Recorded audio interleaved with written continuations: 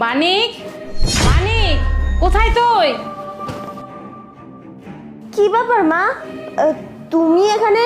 আরে আমাদের কাজের ছেলেটা আছে না, ওকে তো দেখতে পাচ্ছি না, তুই দেখছিস? না মা, কাজের ছেলেকে কোথাও দেখি নাই আমি, হয়তো বাইরে গিয়েছে, এই জন্যই তুমি দেখছো না। ও হতে পারে। আচ্ছা তুই কলেজে যাবি না? না মা, আসলে আমার শরীরটা না আজকে ভালো লাগতেছে না, আমি আজকে কলেজে যেতে পারবো না। মা তুমি একটা কাজ করো না, যাও না, তুমি যে কাজে যাচ্ছিলে। কি বলছিস? তোর শরীর খারাপ লাগতেছে? কি জ্বরটা আসলো নাকি? দেখি তো। না মা, তোমার দেখতে হবে না, আসলে আমি একটু রেস্ট করলেই ঠিক হয়ে যাবে। তাছাড়া যদি আদা দিয়ে এক কাপ চা হতো, অনেক ভালো লাগতো খেলে। আচ্ছা মা, তুই চিন্তা করিস না, আমি এখনই তোর জন্য আদা চা বানিয়ে নিয়ে আসতেছি।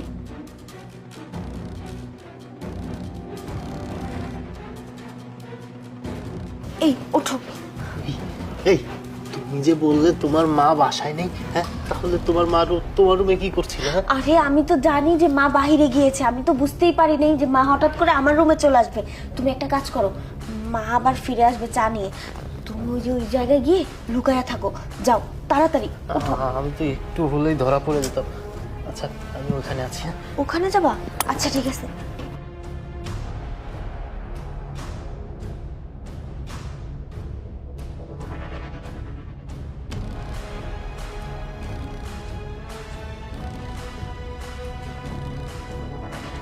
মা, এই যে নে তোর চা। ঠিক আছে মা। শোন, আমি তো বাইরে যাচ্ছি, তোর খাবারটা রেডি আছে, চাটা খেয়ে খাবারটা খেয়ে নিস।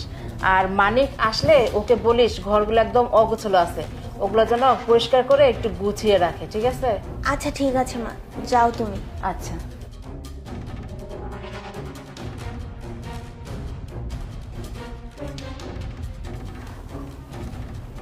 আরে বসে আছো কেন, উঠে আসো না তাড়াতাড়ি।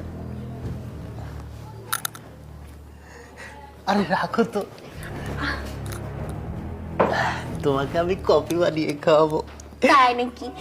তোমার হাতের কফি খেলে না আমি পুরো অস্থির হয়ে যাই, পাগল হয়ে যাই, বুঝছো?